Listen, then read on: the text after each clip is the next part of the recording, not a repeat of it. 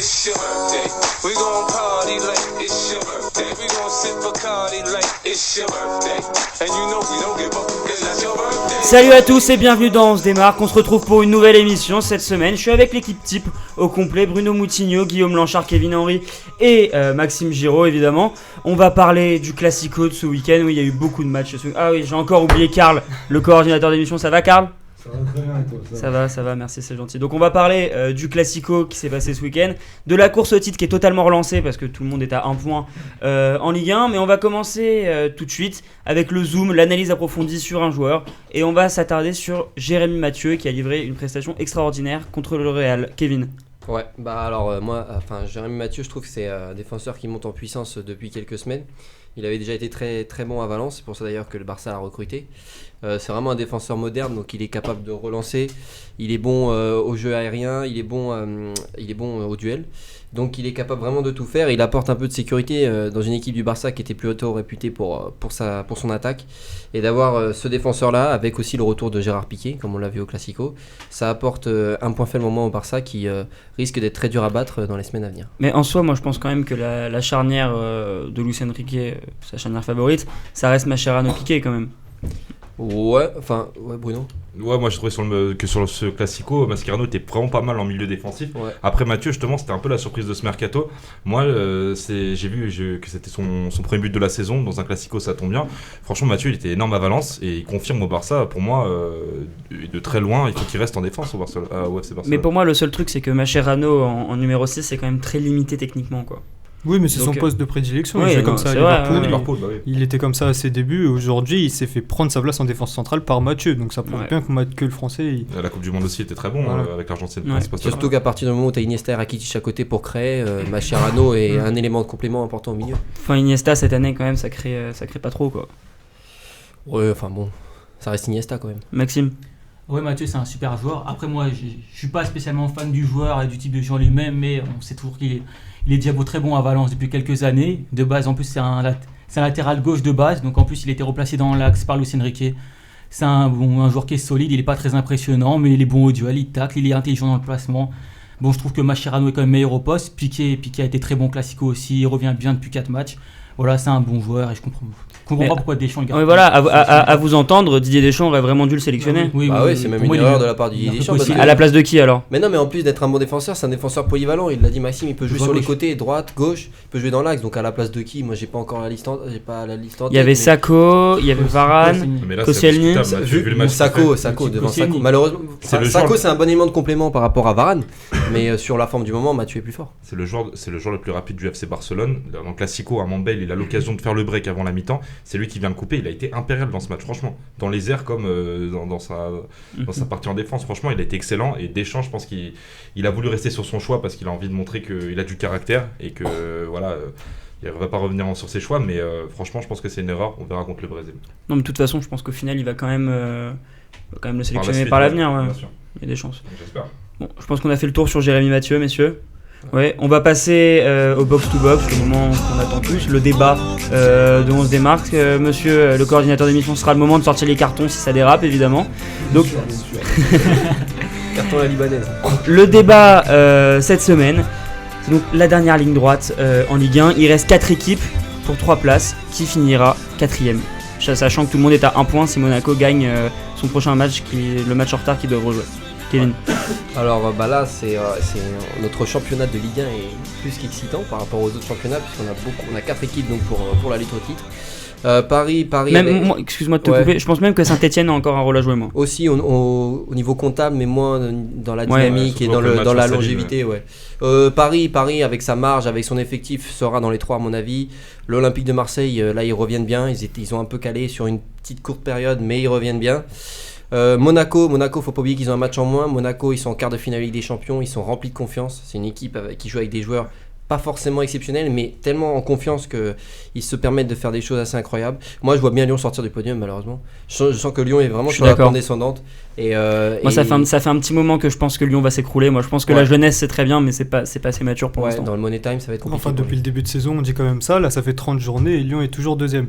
Donc on peut dire ce qu'on veut, Monaco est en retard, là ils ont un match en moins et en plus ils ont la Ligue des Champions à jouer. Donc ça va être très compliqué, surtout pour Monaco à mon avis. Ouais, Maxime ?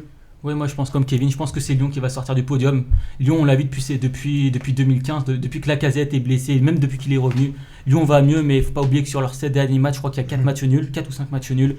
Donc voilà, je pense que Lyon, ça a été un gros coup de folie qui ne durera pas. Mais au final, Lyon, 4-5 matchs nuls, il n'y avait surtout pas Lacazette, donc au final, on peut se demander s'il n'y a pas une Lacazette dépendance un peu. Il y en a une, à partir du moment où ton meilleur joueur marque 23 buts, c'est qu'il a une influence directe sur le jeu de l'équipe.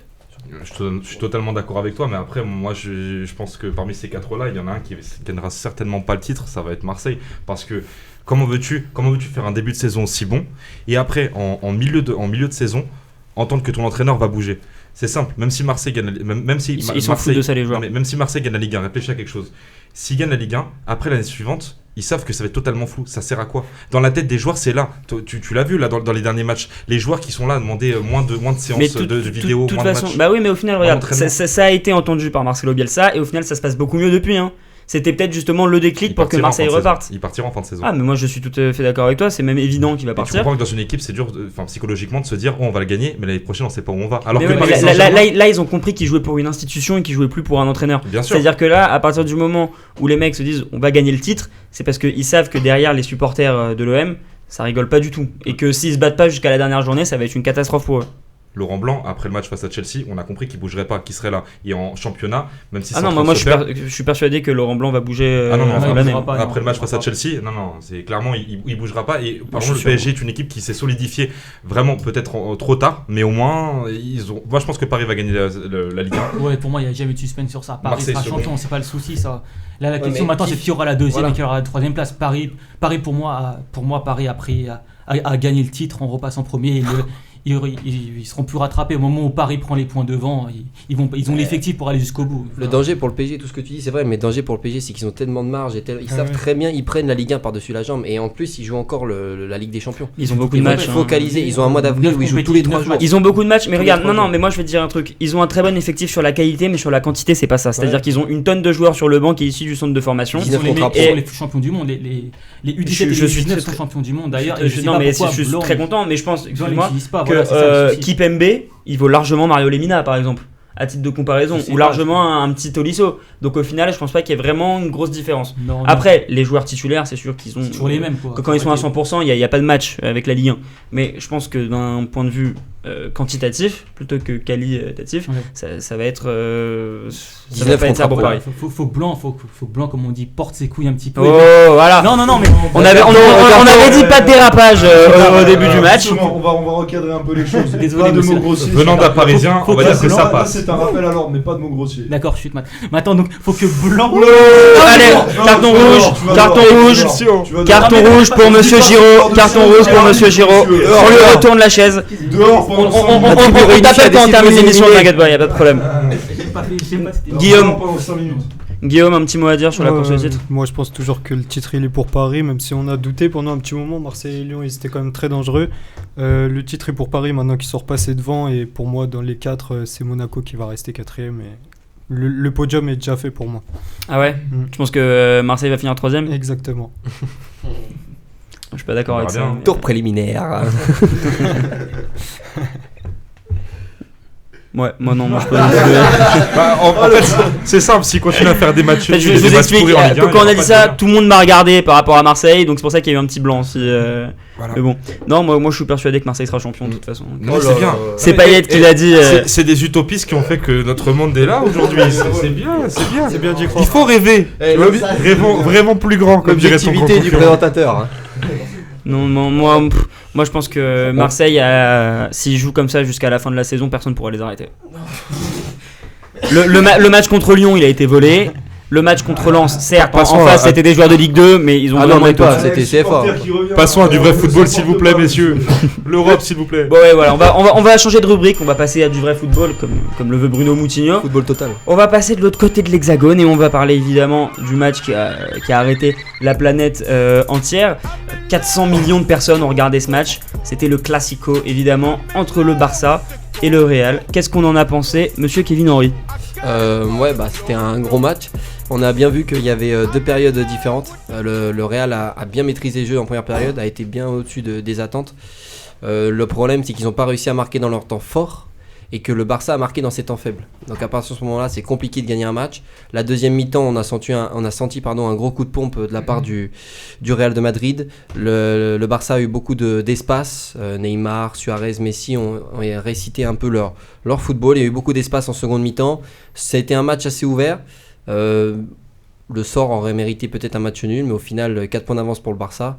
Ça semble compliqué pour le Real, pour la fin de saison. Un grand Benzema, donc je sais que tu es fan de Benzema. Bah oui, mais techniquement, il est propre. D'après les informations dont se démarque, Karim Benzema sera capitaine ce soir pour le match contre le Brésil. Ah, c'était le meilleur joueur du Real Madrid pour moi dans ce Classico. Ouais. Ou pas quand même. Ah si. Qui était au-dessus? Modric. Non, pas sur tout le match. Le match était vachement ouvert, comme tu as dit. Il y a eu, à la fois, c'était très physique. À des moments. Excuse-moi de te couper, je pense qu'on va réintégrer quand même Monsieur Giraud. Ouais. Allez, revient. Il reste 30 secondes. Encore 30 secondes. Bon, c'est Karl, hein, l'arbitre, hein, tu sais, donc 30 secondes. j'ai essayé. On Bon. ne dit pas chute à l'arbitre. Il y a eu 12 cartons jaunes dans le match, c'était physique, mais à la fois, on s'est demandé si c'était je sais pas, on était allé dans un stade ou dans une piscine, Neymar qui plongeait tout le temps, Suarez, même côté madrilène, hein, à des moments c'était un petit peu insupportable, Mascherano qui arrêtait pas de plonger, franchement le Barça, on a l'impression qu'il jouait à l'extérieur, franchement, première mi-temps. Franchement, leur stade, il est certes impressionnant, mais c'est pas la plus grande ambiance d'Espagne. Hein. Clairement, moi j'étais très déçu, comme beaucoup, de ce match, parce qu'on attendait énormément d'un tel classico, le Barça qui revenait, mais d'une manière fulgurante. Et au final, Barça a gagné, mais Barça n'a pas gagné de la manière dont on l'attendait, parce qu'au final, le score est pas logique, le score ne devrait pas être en faveur de Barcelone ni de Real Madrid finalement. Maxime pour ton retour. Oh, bonjour. Oui, donc, comme mes compères ont dit, je pense que c'est pas le plus beau classico qu'on ait vu, donc que ce soit techniquement, dans le jeu, dans le spectacle. Il y a eu beaucoup de fautes, donc c'est inhabituel. D'habitude, les classicos, on sait qu'il y a de l'intensité, mais il y a surtout de la technique. Après, comme a dit Kevin, je pense que le meilleur joueur sur le terrain, c'était Benzema. Enfin, celui qui a fait le meilleur match. Après, voilà, chaque équipe a fait sa mi-temps. Moi, j'ai beaucoup aimé. Donc, au final, c'est un peu la France qui a régné sur ce classico entre Mathieu et Benzema. Oui. Après, n'ayons pas peur de le dire. Il y avait Marcelo qui était pas mal aussi. Hein. Ouais, voilà, je pensais à Marcelo aussi. Marcelo, oui, pour moi aussi. Marcelo. Il y avait Suarez. Marcelo était incroyable. Suarez, il a fait un enchaînement de top players. Suarez, il met un but quand même. C'est ça le talent, c'est que tu peux faire n'importe quoi sur un terrain, tu fais un but et puis. Trouvez-moi beaucoup d'attaquants, beaucoup de neufs comme lui capables de faire son enchaînement en pleine vitesse, le contrôle et la frappe croisée. Justement, moi je suis pas d'accord avec toi, Maxime. Je trouve qu'il y a une propreté technique. Après, je laisse parler Guillaume. Je trouve qu'il y a une propreté technique sur ce classico. C'est juste qu'on a manqué un peu d'intensité, surtout en deuxième mi-temps. Et c'est pour ça que les espaces se sont ouverts directement. Moi, je sais pas, moi j'ai pas spécialement. Guillaume. Moi, je me suis vraiment beaucoup ennuyé devant ce classico. Moi, je m'attendais à autre chose. Vu les joueurs, vu la forme des équipes en ce moment, je m'attendais vraiment à autre chose. Je me suis endormi. Et le Real est pas très en forme quand même. Oui, le Real est pas très en forme. On a vu qu'ils auraient vraiment pu gagner ce classico. Au final, le résultat, il leur est défavorable et c'est très dommage pour la course au titre surtout. Ouais, Bruno, pour le mot de la fin. Et le retour d'un grand Cristiano Ronaldo, enfin jusqu'à la 50e, mais ça fait plaisir de le revoir. Hein, Messi n'a pas été bon, on attendait Messi Ronaldo au sommet, au final il n'y en a aucun des deux qui a non plus été excellent. Bon, Ronaldo a marqué, donc ça faisait plaisir, ça faisait longtemps qu'il ne compare pas l'incomparable, s'il te plaît. Ouais, bien sûr. Je signale quand même que Ronaldo a marqué sur un caviar de Karim Benzema. Oui. Et avant, belle passe de Modric aussi, belle passe. Superbe. Quand même. Oui, je suis d'accord. Bon, je pense qu'on a fait le tour sur ce classico, on va passer... On va passer où? On va en Angleterre quand même, il y avait un gros match ce week-end. On regarde tous le Reds. S'il vous plaît. Liverpool, Manchester Mes condoléances United. à mon compère. Guillaume, c'est à toi, on te laisse la parole. Je vous laisserai parler de Gérard, j'ai pas envie d'en Tu veux parler. qu'on fasse une minute de silence pour Gérard? Non, merci. On peut si tu veux. Hein. Manchester qui bat Liverpool qui était invaincu en 2015, donc c'est dommage pour la dynamique de l'équipe et surtout pour la Ligue des Champions parce que là ils ont pris du retard et à ce moment-là de la saison je pense que ça peut coûter très cher. Mais moi, excuse-moi, ce que j'ai beaucoup aimé quand même que Liverpool, c'est que quand Gerrard est sorti, ils se sont mis à jouer en fait. Je crois qu'ils ont pas bien compris le système du football, que c'était à 11 à la base et pas à 10. Liverpool tout craché ça. Non mais Gerrard n'était pas titulaire de base. Oui, je sais, il est rentré à la mi-temps. Ouais, et il s'est fait sortir. Il est sorti à la mi-temps aussi. Ouais, quand Anderson est sorti, mais surtout dans ce match, je suis plutôt mancunien, hein, donc mes condoléances Guillaume, mais non, franchement doublé de Mata et quel but. Oh là là quel là là deuxième but, mais c'est quoi ce ciseau? Ce ciseau et même la passe de Di Maria, c'est un régal. C'est un régal. C'est tout qu'il a fait Di Maria. Mais bon, après c'était un match où Manchester s'est bien installé. Pour une fois, je pense que Van Gaal a trouvé son système, il a trouvé les joueurs. Ah non, ça c'était indéniable. Il change de système tous les jours. Oui, justement, là il l'a trouvé. Mata, il l'a bien placé. Mata, on savait pas trop. Mais moi, je comprends pas pourquoi ces entraîneurs ne lui font pas confiance à Mata. C'est-à-dire que Mata a quand même. Oui, mais ces deux premières saisons à Chelsea, il était quand même extraordinaire. C'est lui qui fait gagner le titre. Bien sûr. bien sûr. Sauf que après, quand Mourinho arrive, il a plus sa place. Et maintenant à Manchester United, on ne sait pas s'il est sur le banc ou pas. Bruno, je te parle en fait. Ouais, mais c'est simple, c'est simple. Quand dire, moi je dirais juste que du côté de Liverpool, il y avait un mec qui s'appelle Balotelli qui a encore foutu n'importe quoi, il rentre Ah oui, et magnifique image. il faut qu'il y ait un supporter ouais. pour le tenir, alors que c'est lui qui provoque la faute. Juste avant, il a fait la même chose avec Jones, il vient, il le menace. Donc je pense que ce match-là, c'était désastreux pour Liverpool parce que franchement, il n'y a pas eu le Coutinho que j'attendais. Sterling était, mais je sais pas s'il jouait en fait. Il a joué arrière gauche toute la deuxième mi-temps en même temps. Mais après, c'est ça, ça n'a pas été évident ce carton rouge pour eux. À la fin, Rooney aurait pu mettre même un troisième but à 2 reprises, notamment une sur penalty. Au match de United. Ouais, Maxime. Moi, je suis pas trop d'accord. Moi, j'ai beaucoup aimé Liverpool en deuxième période. Ouais, je moi trouve aussi. que vraiment Liverpool a même dominé Manchester. en Ouais, deuxième c'est ça que période, tu disais, c'est qu'ils ont mis à jouer Ah, oui. quand ils Pour étaient moi, à 10. Coutinho, je suis pas d'accord. Pour moi, Coutinho, pendant toute la deuxième période, il a bouffé tout le milieu. Coutinho, pour moi, c'est un joueur que j'adore. Tout le monde le sait. Il a vraiment été très très bon. Dès qu'il a la balle au pied, il va vers l'avant. Moi, j'ai beaucoup aimé. On va passer un petit mot sur la Juve quand même, qui n'a, comme c'est l'adversaire de Monaco, je pense qu'on peut se pencher là-dessus. Ils n'ont pas fait un très grand match, mais un très beau but de Carlos Tevez. Kevin. Ouais, bah en fait la Juve ils sont comme un championnat d'Italie, ils sont vachement solides en fait. Il y a eu un exploit individuel de Carlos Tevez. Ils portent leur avance à 17 points. Il est sur la forme de sa carrière là quand même. Il est sur la meilleure forme de sa carrière. C'est le danger numéro 1 pour l'AS Monaco. La Juve est vraiment très en forme, très solide et il n'y aura pas autant d'espace qu'il y a eu contre Arsenal pour Monaco. Au niveau du championnat d'Italie, le championnat est fini, 17 points d'avance. Voilà, 14 Troisième Bruno, match. un dernier mot avant de passer au top et Tevez, flop. c'est comme le vin, plus ça vieillit, mieux c'est. Hein. Franchement, tu regardes sur le terrain, le Amen. mec, Amen. le mec est génial. À son âge, franchement, il se réinvente et Amen. sa carrière se finit super bien. C'est magnifique. Bon, on va passer au top et au flop de On se démarre. Il s'est passé beaucoup de choses ce week-end. Donc on va commencer avec Guillaume Lanchard. Tes tops et tes flops, on t'écoute. En top, moi je voudrais parler du milieu parisien parce que franchement ils sont enfin tous de retour. Thiago Motta il est de retour. Matuidi, je suis le premier à le critiquer depuis le début de la saison et là il a fait vraiment un bon match.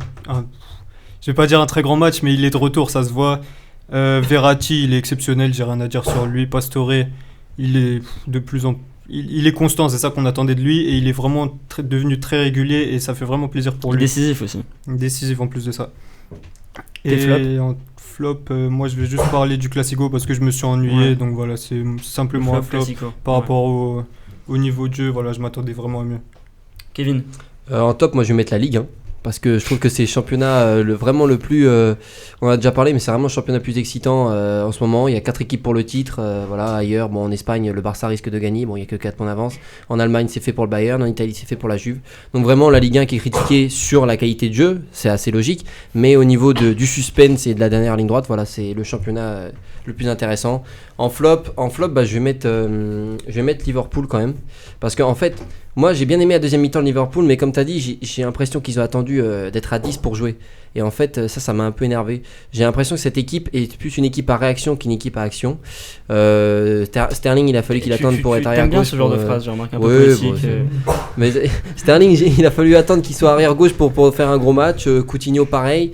Voilà, je vais pas mettre en flop Gerrard parce que voilà, c'est tellement un immense joueur. C'est vrai que sa sortie est dommage, mais bon. Voilà, Liverpool en flop. Quelle plume. Merci. Maxime. Alors moi en top je vais mettre le milieu du Real, donc c'est le retour de la paire Modric-Kroos, donc j'ai beaucoup aimé, notamment Modric. C'est vrai qu'on n'a pas assez parlé du milieu du Real quand même. Qui revient, Modric, Kroos qui revient après 3-4 mois de blessure, donc ça fait vraiment du bien, il est très bon, voilà j'adore. Et Kroos, voilà on sait que c'est mon joueur préféré. Le Kroos chinois. Non, mais voilà, Kroos a vraiment été très bon, surtout dans la récupération, donc c'est pas son poste habituel. Il a joué en 6, il a vraiment été bon, il prend des ballons dans les pieds de Messi. Voilà, c'est pas donné à tout le monde, voilà il a été très bon.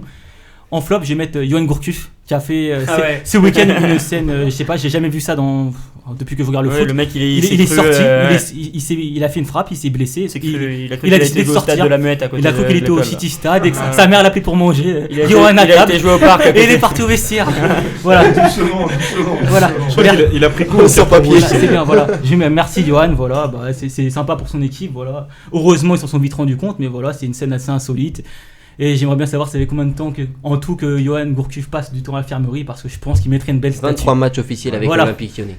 Merci, voilà. Diaby n'a qu'à bien se tenir. 18 blessures d'affilée, d'ailleurs tu m'as volé mon flop, merci beaucoup. J'ai une petite anecdote d'ailleurs. Le même médecin. Gourcuff et Diaby ont le même médecin. Voilà. C'est peut-être la raison pour laquelle ces joueurs ne jouent jamais un match. Jérémy Attal M sur Facebook.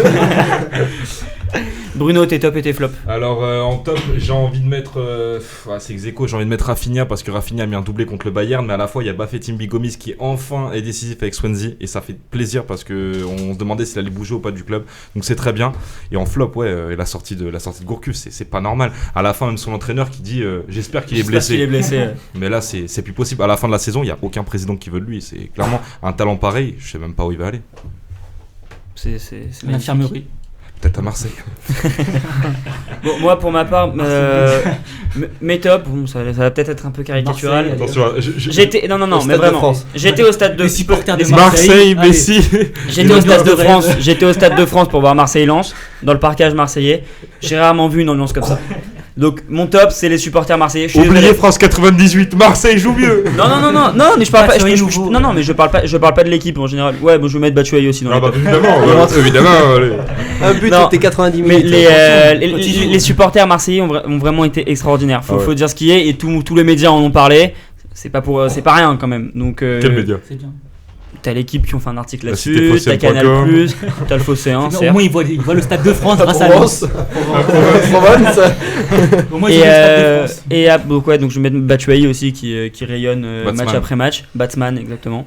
Qui a le meilleur ratio but par minute, quand même un but tous les matchs. 90. Un but tous les matchs donc.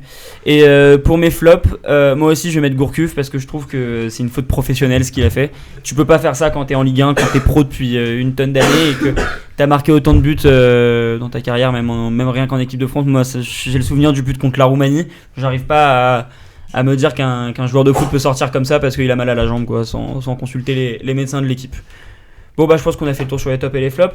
On va passer maintenant à ce qui... Tu veux dire tes flops, Karl, peut-être? Ah non, pas du tout, pas du tout. Non, t'as pas de top et flop? Bah, j'ai pas Non, il faut dire quelque chose quand même. C'est qu'on a des spectateurs aujourd'hui dans la salle. Dans la salle. Donc est-ce qu'il y en a un des trois qui veut donner ses tops et ses flops? Tahiti Bob, vas-y. Nicolas le Comte-Bonnet. On applaudit Nicolas s'il vous plaît. MLB. Rejoins-nous, bien. Alors salut Nicolas, est-ce que tu peux te présenter en 3 mots s'il te plaît?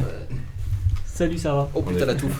Le casque ne passe pas. Oui voilà, il faut vous raconter cette histoire. Il a tellement une toupe de cheveux énorme afro-américaine que le casque ne rentre pas. Donc c'est assez étrange ce qui est en train de se passer. Voilà, on mettra une photo sur la page de On se démarque. Guillaume Blanchard s'en charge. Est-ce que tu peux te présenter en 3 mots, mon cher Nicolas? En 3 mots ou... Ouais, non, en 3 mots et après tu donnes tes tops et flops. Bah bonjour, je m'appelle Nicolas. Tous les mecs ici, je les connais. Non, 3 mots, On est 3 en mots. classe 3 mots. ensemble. Ah, ok. 3 mots. J'ai 23 ans, père de famille, 2 enfants. J'ai 3 gosses. À la base, je voulais être Bah, footballeur et c'est parti en plus sérieux. Bonjour, je m'appelle Nicolas, j'ai 22 ans, j'ai une touffe de cheveux, voilà. Qu'est-ce qui se passe dans cette émission? Donne-nous tes tops et tes T'as 22 flops. ans? Ouais. C'est vrai? Eh oui, Je savais pas. je pourrais être votre père ici. C'est la barbe, c'est la barbe. S'il vous plaît, on passe au top et flop. Donc Nicolas, 22 ans, tes tops et tes flops. Bah mes flops, je mettrais Gourcuff aussi parce que vraiment ce qu'il a fait, c'est une sorte de désertion. C'est même plus qu'une faute professionnelle, il aurait jamais dû faire ça. J'avais encore jamais vu un joueur comme ça abandonner ses partenaires sans raison. Je veux dire, quand on est blessé ou qu'on a des états d'âme, etc., on doit passer outre et rester sur le terrain et se comporter comme un pro. Là, il s'est pas comporté comme un pro, il a abandonné ses partenaires. C'est impardonnable, vraiment. Je suis d'accord.